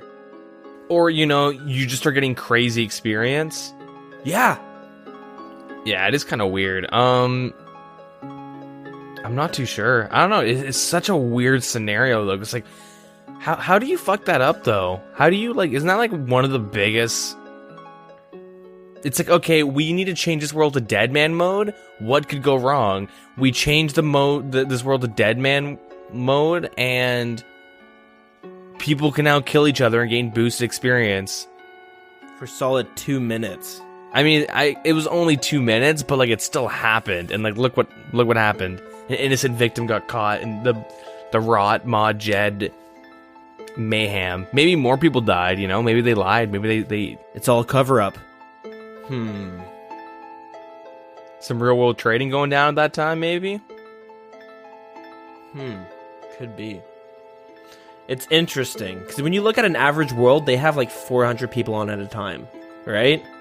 Yeah. Yeah, that is quite bizarre. It is interesting, though. Like, it's, it does honestly make me wonder how only 3 people get affected, and 2 of them being green dragon bots. It's something where, like, they get PK'd during this 2 minutes, and they drop a bank key, and the people are like, wait, what? They just start killing each other. Yeah. Like, oh my god, I can steal this dude's bank? Oh my god, give me that 500 mil PK. A red skull or whatever appears on his head. The guy, his partner's just like, what happened? So yeah, it is rather bizarre. Now the problem is, when this happened, I saw all over Reddit a bunch of people posting pictures of like, this guy lost a twisted bow, and this guy lost this, and this guy lost that. The problem is a lot of those were faked, which made it just a lot more tricky to navigate through the bullshit to see what actually happened. A lot of them were faked deaths from months ago or on different worlds, on an actual Deadman mode world. And that's the main reason why Jagex doesn't do item restoration, because I remember during his fiasco, I was like looking into it and people were talking about it and blah, blah, blah, blah, and like how it should be implemented. And there's one instance that people brought up nonstop where like Bodhi got disconnected or DDoSed or something back in like the old days of like old school, like the early days, I should say. And then Jagex gave him their like some items back. Yep. And everyone freaked out. And supposedly they tried creating an item restoration system, but like everyone was just like, give me free items pretty much. You know, hey, I lost 2 bill. Don't know what happened. You got to give it. And they're like, no, you didn't. And it got to the point where it's like such a waste of time that like they just scrapped the idea. Yeah, it's a tough thing to do. And it's easy to abuse too, right? Yeah, it's super easy to abuse. If you could find out a way to get items, like if there was a way to find out that like if I could quote unquote die for whatever and then have you pick up the items and then just get items from Jagex, you just sit there and like dupe, make money so fast. When this stuff happens and the whole restoring of items and stuff like that gets brought up, what you see all the time, you see it all the time in general, and we do it as well. They start comparing it to like other games like World of Warcraft's restoring system, where like, if you get hacked and some guy takes away all of your armors and shit and they like get rid of them, it's pretty easy to get all your items back. But they're completely different games. In World of Warcraft, you get your own items that are untradeable. Yeah. So restoring them back to you is like nothing. You know, it's similar to like how the Zerker torso works. Yeah, and they're also essentially irrelevant 4 months later. Typically, when the new raid comes out, all the items are like less relevant. Like the thing is in WoW, is like the gear honestly doesn't mean anything. No, it's short-term game. The past couple years, the gear doesn't mean shit in WoW unless you're like a top tier mythic raider. But even then, like, but in RuneScape, like losing, you know, your full bandos, let's say, like that's kind of fucked. Yeah, it's bad. Like, that could be like hours. That's hours of Vorkath you just lost. Yeah, at least 20 hours minimum. Yep, sure. Depending on what you lost, definitely. Yeah. But yeah, the main thing is if there's a way to abuse it, being able to generate all that shit would be messed up. So I guess they kind of play it safe and don't do item restoration, which like I can understand. But in this scenario, the person had lost X amount of money. I don't know what it was. He lost like 40 or 50 actual mil in like resources. Yeah. And they did compensate them eventually. They gave them enough bonds to equal that amount of money. Yep. And they said that the person that killed them got a dead man mode key. and there's no way to actually redeem it. Right, because you have to go to an actual dead man mode chest. Yeah. So he dies, but the key those items just disappear from the game. Exactly. Great gold sink. Yeah, good gold sink. Maybe that was actually it. They just wanted a little bit of a gold sink going on. Maybe they were like, fuck, only 3 people died? No. Oh, man. Really wish like 800 people died, you know? Let's get a couple bill out of the game real quick. I think you're onto something as well. Dude, the next time they do this, they should just like move the world to World 2 and just kill all the stakers. Could you imagine? Drop a few Jads there? Ice barrages for days. You just see a bunch of red bars go down and bills getting dropped on the floor. You see Bill, you see some guy just one-shotting everyone with ice barrage. And then you look, who is it? Jed. Mod Jed. It's just one big Mod Jed face roaming around, taking out people. He's done it. Yeah. He owns RuneScape. Infiltrating from within. I don't know. I think it's kind of...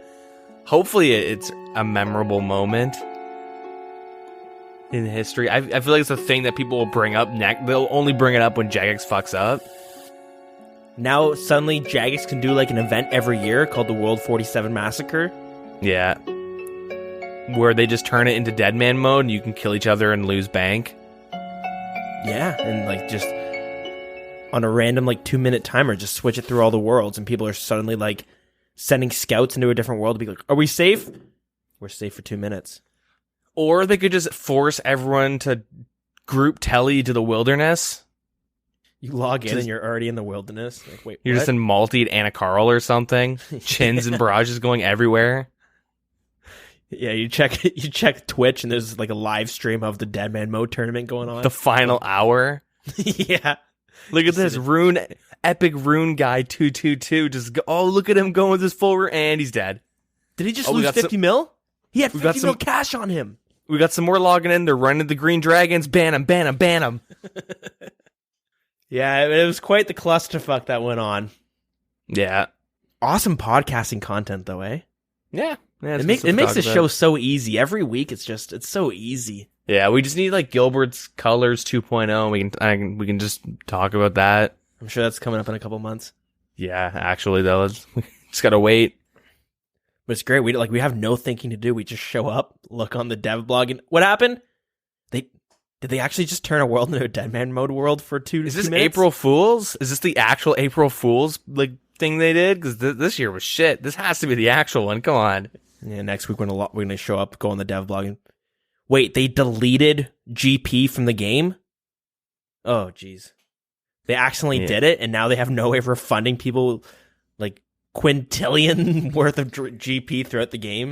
Everyone gets bonds, but there's no GP, so you can't really sell them. It's alking for nothing.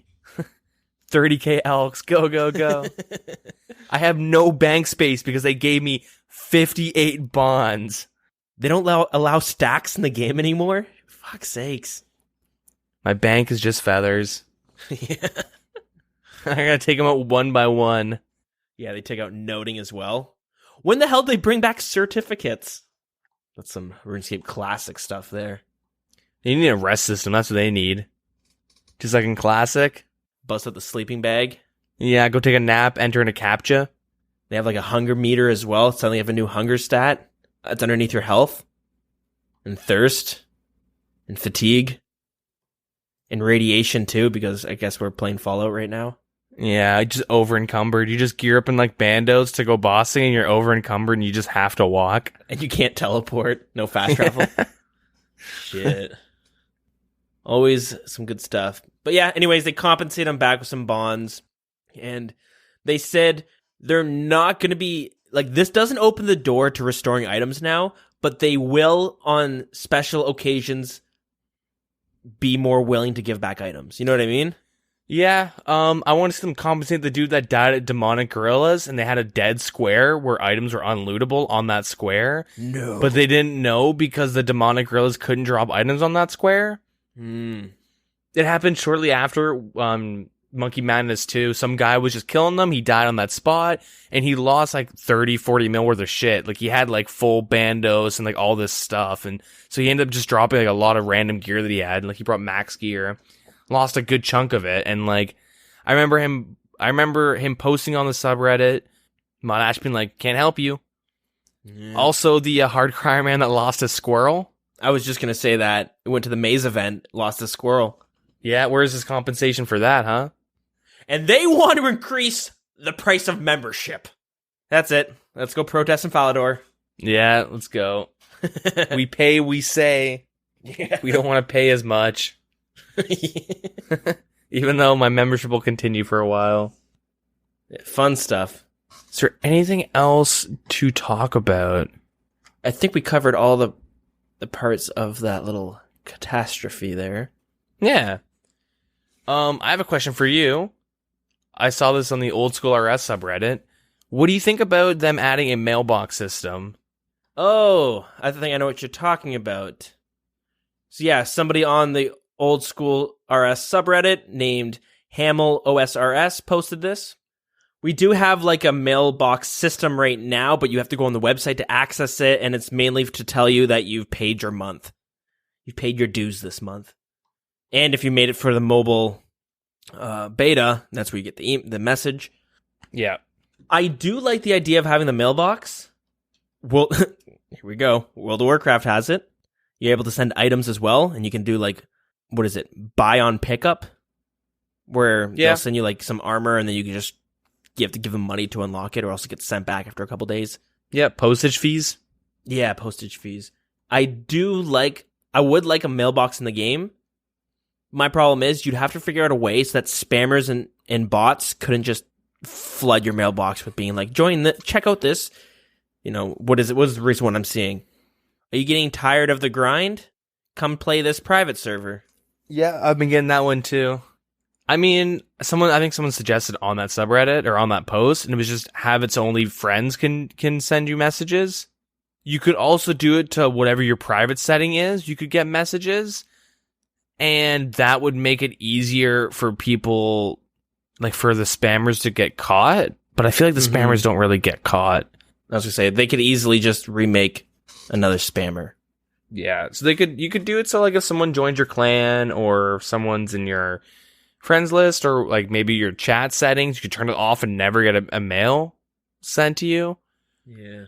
It would be kind of cool, you know, maybe you could put up some mailboxes next to your POH and then or maybe inside your house. Yeah. Maybe one to the GE, kind of like spread them out and around. You could have the poles act as a mailbox too, because they kind of look like something like that. Yeah. You want to know something funny though? What up? You want to know who made that suggestion for doing it so your friends list could only do it? Who? I think that was me. Oh, really? Yeah, I'm looking at the post right now, and mine's at the top that said that. Oh, nice. Yeah, I don't even look at names. Small world, right? One time I made a comment on Reddit, and then I got a reply, and it said, Deagin sent you a message, and you like said something. And I was like, you just sent me a message on Reddit? And you're like, did I? And then you check, and you're like, holy fuck, I did reply to your comment. God damn, Deagin, you're fucking mean. This is the fucking stupidest thing I ever heard. Like, just like flaming you. Jesus Christ. I hope you're not a source of information for some of the player base. Yeah. It's like, God damn, this guy's so fucking... He's an asshole. Who is this Deagin? Or Deagin? I'm just at work and I just get you got a comment reply from Deagin. Oh, what's this gonna... Whoa, what the fuck? That's disgusting. Yeah, I don't look at names. Yeah, a mailbox would be pretty cool, but they would definitely have to do some work towards it to keep it out from spammers and bots, which, as you know, easy ways of doing that, clan chat or friends list, but at the same... I don't know. I don't know. Yeah, I mean, like, as long as it didn't take a lot of work, because it's like, what could you really mail to your buddies? It would help maybe like, hey, I now work night shifts and I want to keep in contact, so I'm going to send mail to people. Yeah, I do have some friends that like I don't see on that much anymore, and I have like sometimes they're like they might live in Germany or something, so that when they're playing it, it's like the exact opposite time schedule that I'm on. You know what I mean? Yeah. But it could also work out for something like, with our, let's say, clan chat. Let's say we're having an event or somebody else is throwing an event within the clan chat. You have a mailing list of anyone in the CC, even though the CC wouldn't allow for this because there's no fucking master list of who joins your CC and who doesn't. Yep. Anyways, it sends a message to everyone in the CC being like, May 31st, we have a new event showing up, da-da-da-da-da-da. We don't have an event for that date, but you know what I mean? Like, you would be able to let people know, hey, we're planning on PKing this Friday at blah, blah, blah, blah, blah. Yeah. The biggest negative I can see is you got a letter from Deagin. Twitch.tv/DeaginRS. Going live in 5. You know what I mean? Like, you just have someone, your friends, is spamming their Twitch. I don't do that, don't worry. But like, there are people that do that, and I know because I get annoyed when they spam me their Twitch accounts. Because I don't really watch too many Twitch people. There's like 3 people I'll watch, and like the mailbox would have to be worked out so that you could avoid some of that stuff. With Discord, it's simple. On our Discord, we even have a channel that's the Twitch or the streaming channel or whatever, and it allows you to, you can go in there and post your streams and stuff. And then the perfect thing about Discord is that you can mute certain channels. So if you don't ever watch Twitch streams, you can just mute it so you never see it when it pops up. But it also allows it to kind of spread out so it's not just like flooding certain channels.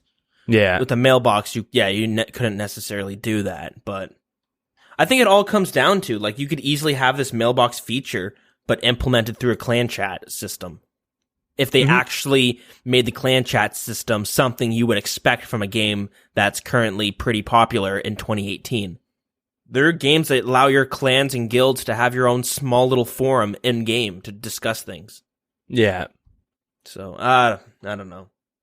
But yeah, I think, I guess people kind of meme about it, but like how the community wasn't like what it was before in terms of like, people kind of say that it's not as social.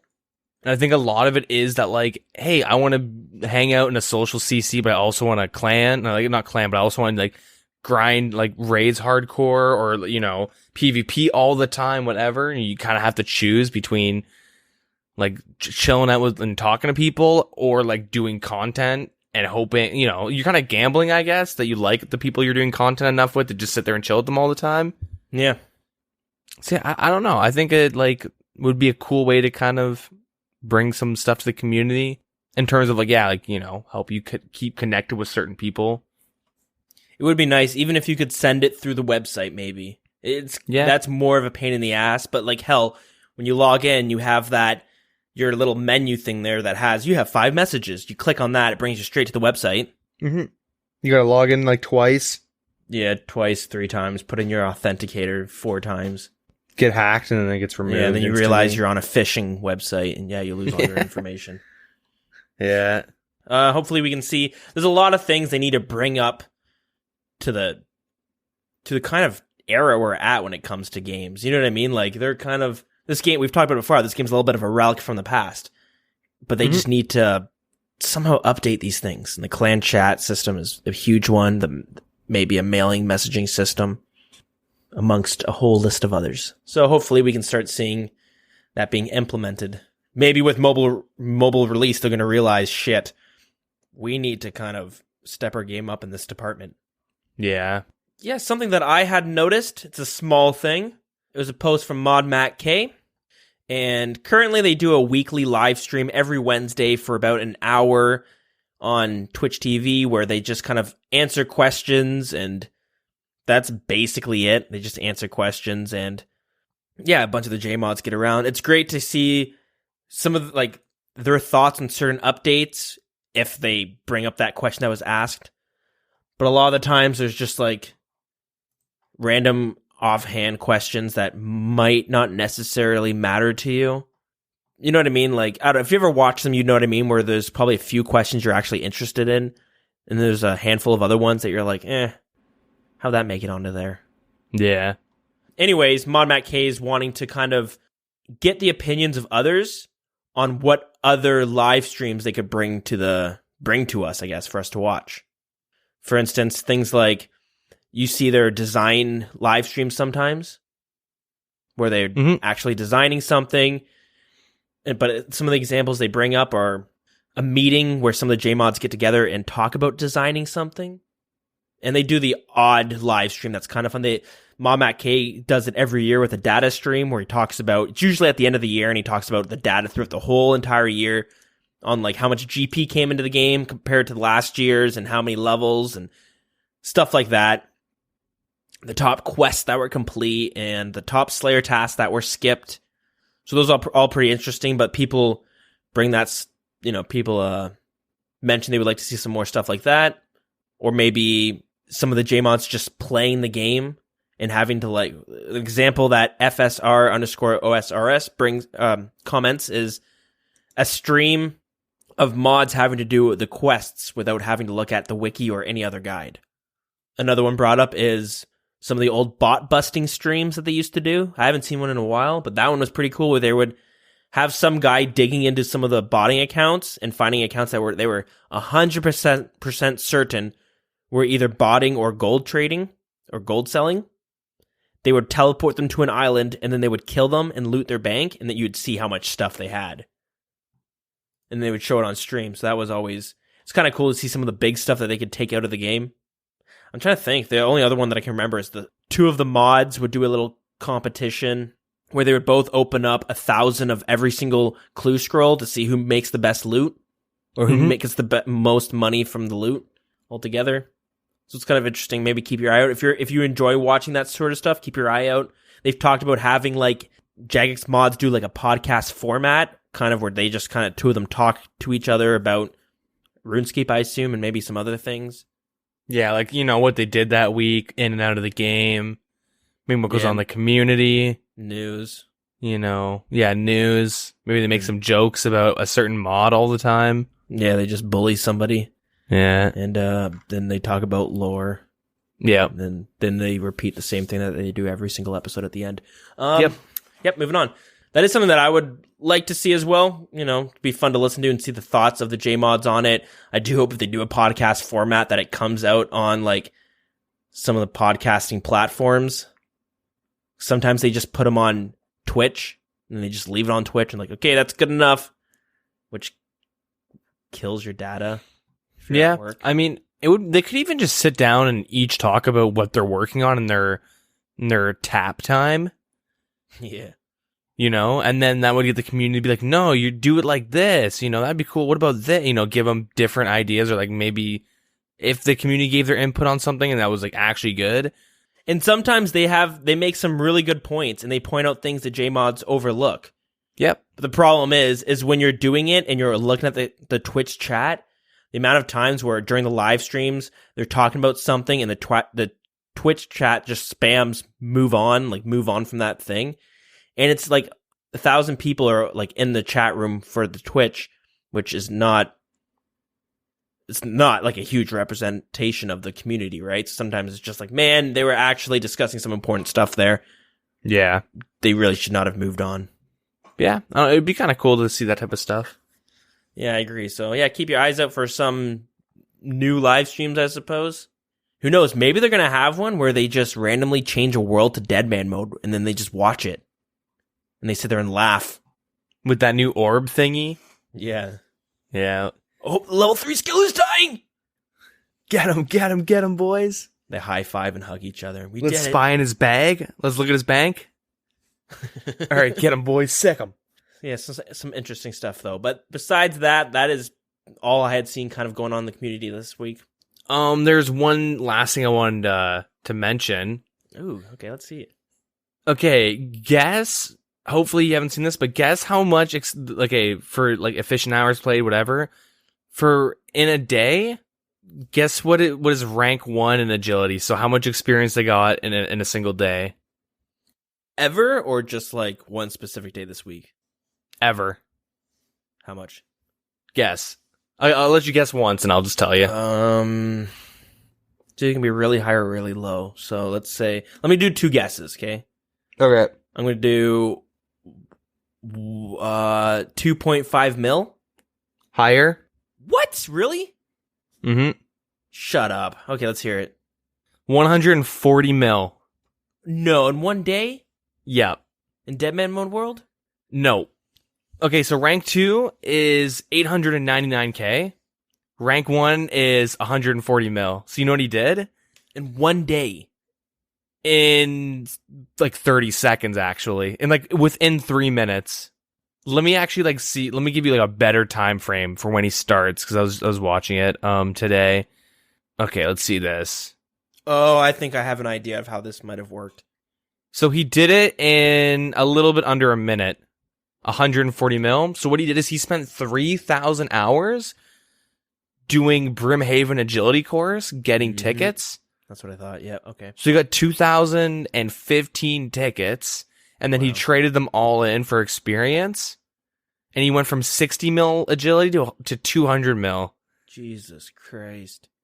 I don't think you can get any, I mean, it's technically not efficient. No. It's like gaming the EHP system. He's playing really inefficient. He's like he did like 100 days or something of inefficient playing to get rank 1 in a day. I think it was something like that. I don't really remember. Like someone else did the math, but I didn't double check the math, so I just kind of. Who was it? The guy's name is rank 1 EHP. Nice. That's what his name is. Yeah. All right, so shout out to them. Congrats. Yeah. Okay, yeah, so it's roughly 3,450 hours. Yeah, about 200 inefficient days at 17 hours a day. So it's a lot of dedication to get rank 1 in something in like a silly way. Yeah, that's unreal, but yeah, I just want to bring that up. It's pretty nuts. I saw that and I was like, that has to be a bug. And then I found like the Twitch VOD of him doing it. I'm like, oh my god, let's see what bug he did. Oh no, he put almost as many hours as like you could max within that time. Yeah, I just want to bring that up because. And you said second place was 900k. Yeah, rounding up, but yeah, 900k.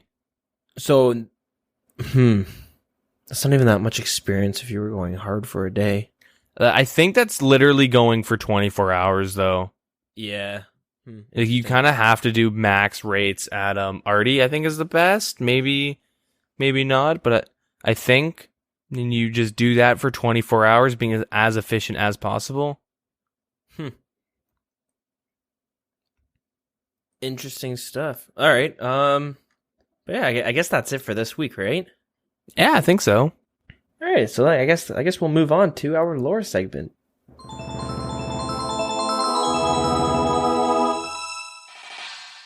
From the beginning of the First Age to the end of the Fourth Age, we have seen roughly 12,000 years pass.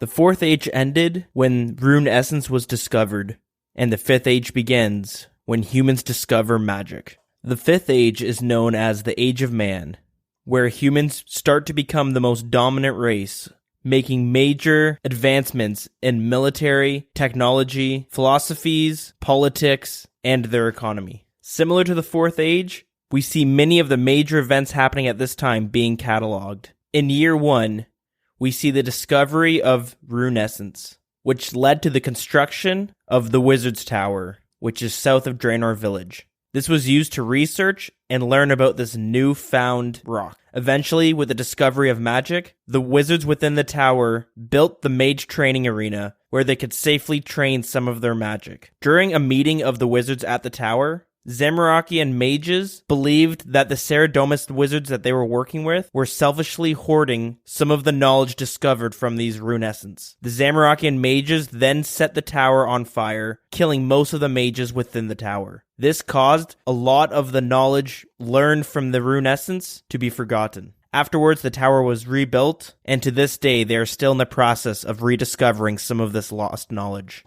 In the year 7, we see the Carnelian family lead many Saradominists to Ardone, where they begin to remove evil influences. This eventually led to the rise and creation of the Kandarian Kingdom, which is currently the largest nation in the world. In the year 19, a group of Zamorakian wizards summon a powerful demon named Delarith to destroy Varrock. However, this demon was slain by a knight named Wally, using the Silverlight. Years later, in his death, he would forever be remembered as one of the heroes of Varrock. Between the years 42 and 62, we see the rune crafting crusades begin. Barbarians of the north felt that the use of these runes would be going against the gods. These barbarians decided to launch a brutal campaign across northern Kandaren and Asgarnia to prevent the use of these runes. In the year 47, these barbarians gained new recruits from the kingdom of Misthalin, where they set out and destroyed the mage training arena. After many battles and suffering major losses, the barbarian forces waver and settle close to Varrock, where they had intentions of regrouping and one day continuing their mission. This settlement today is known as Barbarian Village. Between the year 60 and the year 70, we see a once thriving tribe of dwarves named the Imkando Dwarves go nearly extinct during one of the many barbarian invasions throughout the lands. A small amount of survivors retreat to the southern peninsula of Asgarnia. The only one we currently know is Thurgo. In the year 70, this is when the Wizard's Tower burned down by the Zamorakian mages, something I have already mentioned. After the destruction of the Wizard's Tower, public outrage followed in Varrock, where they began to execute any of the Zamorakians throughout the city. A group of Zamorak followers were known as the organization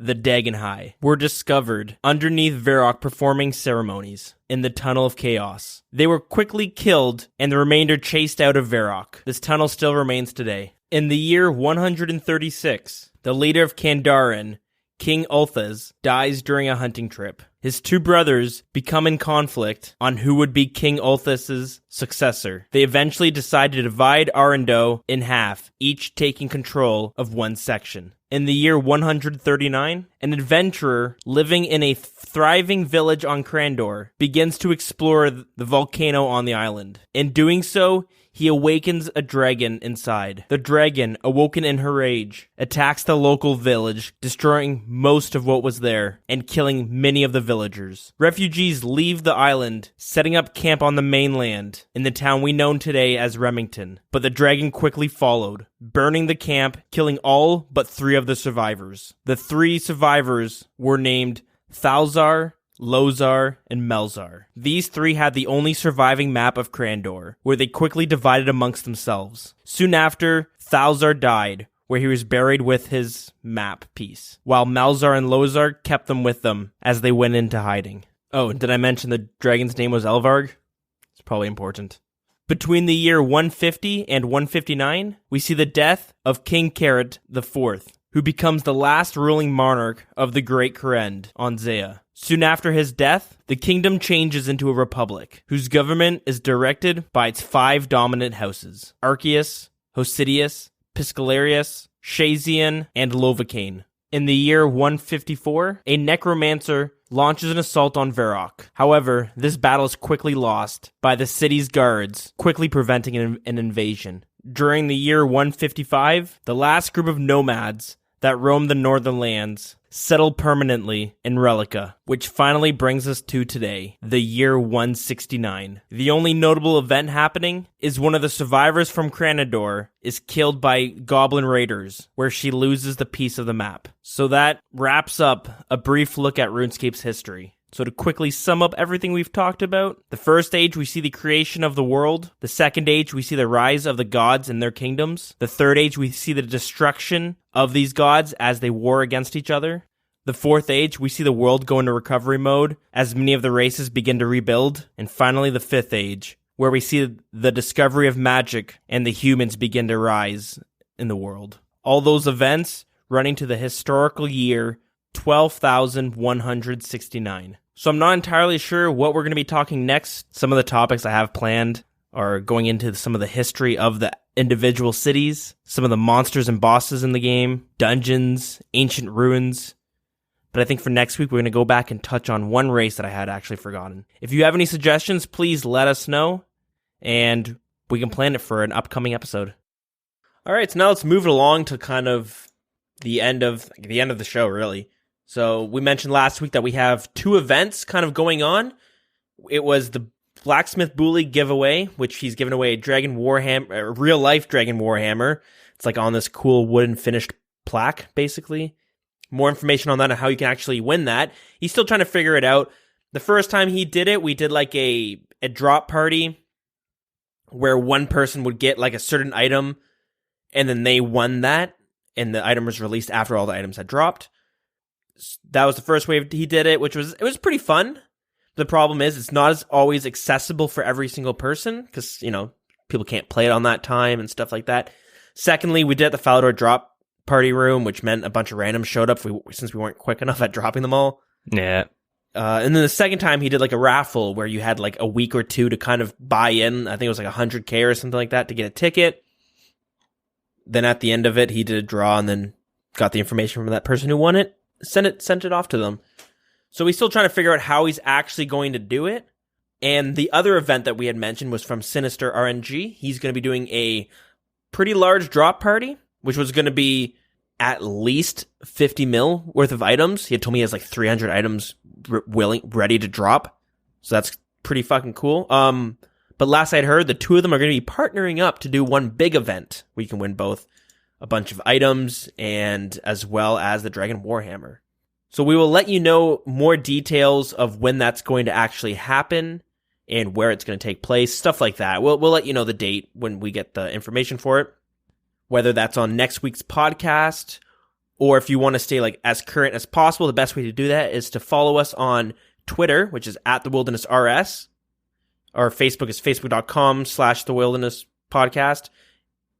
And our email, although the information won't be coming through email for this actual event. But hey, we have an email that if you also want to send us maybe something interesting happened to you on RuneScape and you want us to read it out on the show, or if you have questions, if you want to tell us that we got some sort of information wrong, well, you can just tell us that we suck in some way.